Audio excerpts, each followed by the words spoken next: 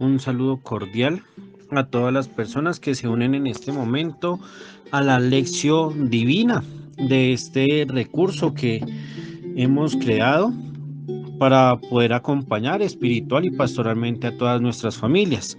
Un saludo a padres, madres, abuelos, abuelas, a todos los niños y jóvenes que se unen en este momento para la meditación bíblica del domingo 17 del tiempo ordinario.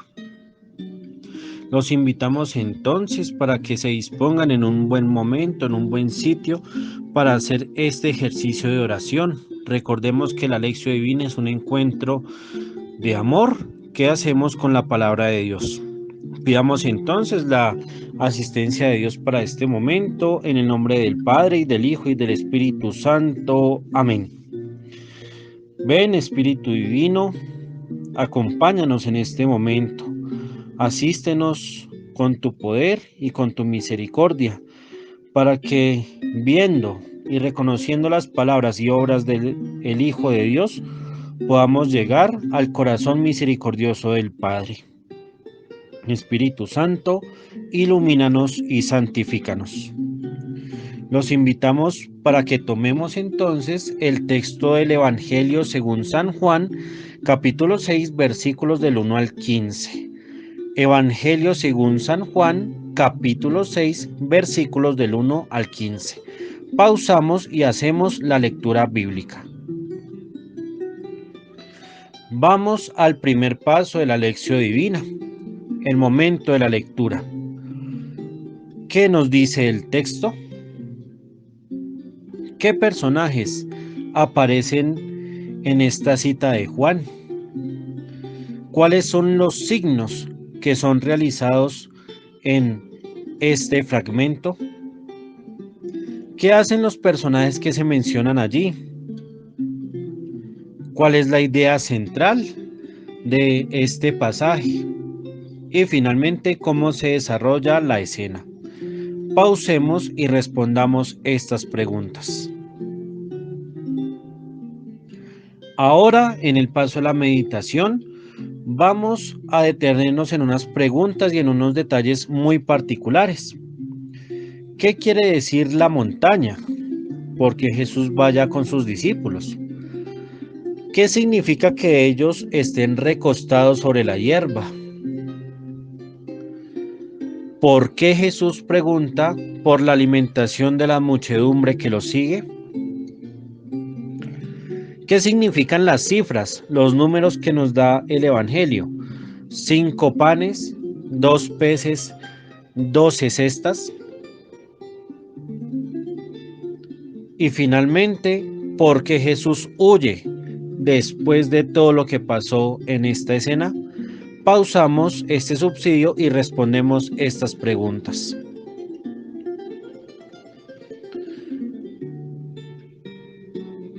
Ahora, en este momento de oración, vamos a recordar las preguntas que nos decía la meditación, y a través de ellas vamos a acercarnos al encuentro con Dios en la montaña, el recostarme en una nueva dignidad, cómo Dios nos ha alimentado también a nosotros, que sea el momento para ser alimento, para ser fuente de bendición para quienes nos rodean. Y finalmente, ¿en qué momentos debo tomar distancia, así como lo hizo Jesús? Oremos en silencio. Ahora, en este momento de la contemplación, que es el momento espiritual de nuestra sensibilidad, de nuestra mente, todo nuestro ser conectados con la escena, es también el momento de compartir con quienes nos rodean estas preguntas. ¿Qué significa ahora para mí la montaña? ¿Cómo son nuestros momentos de alimentación en la familia, en el trabajo, en el estudio? ¿Cómo nos dedicamos a alimentarnos, a cuidar nuestra salud, a cuidar nuestro ser? Pero también en este momento de contemplación, ¿cómo ayudamos a quienes tienen hambre? Pausemos y respondamos este momento allí en diálogo con nuestros familiares. Ya después de haber hecho estos pasos en familia, vamos a brindar una retroalimentación, un complemento que nos pueda ayudar a acercarnos al misterio que Dios nos quiere compartir en esta escena. Recordemos en el primer paso la lectura. Es bueno que tomemos también el texto bíblico, que no lo cerremos, para poder hacer bien este ejercicio. Juan 6 del 1 al 15. Jesús sube a la montaña con sus discípulos. Jesús les da la indicación de recostarse en la hierba. Está cerca la fiesta de la Pascua. Jesús pide algo para dar de comer a la gente a través de sus discípulos. Sin embargo, un muchacho que es reconocido por Andrés tiene 5 panes y 2 peces. Se dice que eran por lo menos 5,000 varones. Jesús toma los 5 panes, los 2 peces, da gracias y luego lo reparte a la gente a través de sus discípulos. Jesús pide que recojan todo para que ningún alimento sea desechado. Y finalmente, como la muchedumbre reconoce en Jesús al verdadero profeta, lo quieren arrebatar para hacerlo rey. Sin embargo, él huye solo nuevamente a la montaña. En este momento de meditación, entonces damos respuesta a esos interrogantes que nos suscita el Evangelio. En primer lugar, nos dice el texto que Jesús está al otro lado del mar, está en la otra orilla. Esto simboliza un cambio, una conversión. Ya no estamos en el mismo lugar, estamos desde otra perspectiva, desde otra mirada. Y por eso Jesús nos quiere indicar que para estar con Él es necesario dar cambios, dar gestos de conversión. El detalle particular que se nos ofrece es que está cuando la hierba abunda en el monte. Esto indica la primavera, cuando ya está próxima la Pascua, es decir, la fiesta de la liberación de los judíos. Una multitud sigue a Jesús por los signos que él ha tenido con los más débiles. Nosotros podemos encontrar en los textos que son los signos que él tenía con los más enfermos también. Pero también, si profundizamos en la palabra que allá aparece, es con los que se sienten más necesitados. Algo Jesús ha hecho con ellos. Ya no son iguales, ahora son mejores seres humanos. Están siendo humanizados y por eso Él siente la necesidad de alimentarlos. El texto nos dice que Él confronta a sus discípulos. Les hace la pregunta: ¿cómo hacemos para que coman todos ellos? Pero Jesús sabe muy bien lo que va a hacer. Felipe es el que pone el pero, un pero económico, un pero material.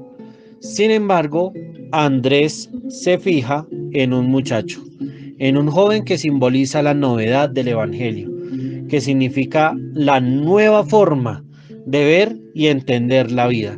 Y este muchacho ofrece sus 5 panes y sus 2 peces. El 5 que remite al pueblo de Israel. Los panes que remiten al alimento que es necesario de cada día, al que Dios da. Sin embargo, este pan se nos dice que es de cebada, es decir, era el pan de los más pobres, de los que tenían menos recursos. Y 2, nos pone la equivalencia, la igualdad, la justicia, el complemento. Y los peces, el símbolo del cristiano. El símbolo que reemplazaba la cruz cuando los cristianos eran perseguidos, pero también es el gesto de los milagros de Jesús. Por eso, si nosotros tomamos estos elementos, 5 más 2 es igual a 7, es decir, aquí en esta escena estamos viendo la plenitud creativa y creadora de Dios. Dense cuenta que se cuentan los varones, es decir, no se tienen en cuenta las mujeres y los niños. Habían más de 5,000 personas, un número bastante grande. Pero si tomamos en cuenta el evangelio pasado, que era el de Marcos, Jesús, después de enseñarles, les da de comer. Es decir, ya desde la enseñanza se va a la acción concreta con las personas. ¿Qué acciones son las que realiza Jesús? Toma los alimentos, los coge con sus manos, da gracias a Dios y luego lo reparte. En ningún momento se dice que multiplicó, simplemente dice que los repartieron. Cuando la gente toma conciencia de esto, todos comparten sus alimentos. Y por eso, digamos que es un detalle muy particular, se recoge todo para que no se desperdicie nada. Muchas veces nosotros cuando ya estamos saciados, cuando ya estamos satisfechos, cuando no queremos más alimento, ¿qué decimos? Botarlo. ¿Qué decidimos? Ya echarlo a la caneca de la basura. Sin embargo, Jesús nos da una lección. No dejen que nada se desperdicie. No dejen que nada se pierda. Sea un pedazo de pan, sea un pedazo de pizza, sea un pedazo de pescado, sea un pedazo de carne, sea lo que sea, no dejen que nada se desperdicie. Pero también hay una lección muy importante espiritual para nosotros. Se recoge en 12 cestas. 12 es el número de los elegidos de Dios. Es decir, que lo que Dios da no debe perderse en quienes han sido llamados para estar con Él. Sin embargo, aquí la gente confunde la palabra de Jesús, el poder realizado de poder saciar a toda la multitud, y entonces lo quieren hacer rey. Lo confunden con un poder político. Jesús es confrontado ante esta situación y él prefiere volver a lo esencial, volver al encuentro con su Padre. Hagamos entonces nuestra oración. Amado Padre, permítenos degustar los momentos de oración junto a ti. Ayúdanos a reconocer la bendición del pan, del trabajo, del estudio, la bendición de vivir cada día. Abre nuestro corazón para poder compartir con los demás. También purifica nuestra fe para que no te confundamos con nuestros intereses, para que no te proyectemos como un ideal. Y finalmente, permítenos que como discípulos tuyos te sirvamos y envíanos a compartir con los demás. Después de este momento de oración, compartamos en familia después de haber hecho este recorrido. ¿Queremos orar? ¿Cómo lo vamos a hacer? ¿Qué necesitamos para compartir con los hermanos? ¿Cómo nos disponemos para hacer pan y pez en esta sociedad? Es el momento de actuar. Deja que Dios te ilumine para que Él, a través del silencio personal y a través de la lectura orante de la palabra, te lleve a la acción. Y solamente cada uno de nosotros sabrá qué es lo que debe hacer para dar gracias a Dios por todas las bendiciones recibidas. Dios te salve María, llena eres de gracia, el Señor es contigo. Bendita tú eres entre todas las mujeres y bendito el fruto de tu vientre Jesús. Santa María, Madre de Dios, ruega por nosotros pecadores, ahora y en la hora de nuestra muerte. Amén. Que el Señor, que nos da todo lo necesario para vivir, nos acompañe a lo largo de estas jornadas. Que Él sea nuestra luz, nuestro alimento, nuestro descanso, para que nosotros seamos bendición, alimento y descanso en quienes nos rodean. Que el Señor nos bendiga y nos acompañe siempre en el nombre del Padre, y del Hijo, y del Espíritu Santo. Amén.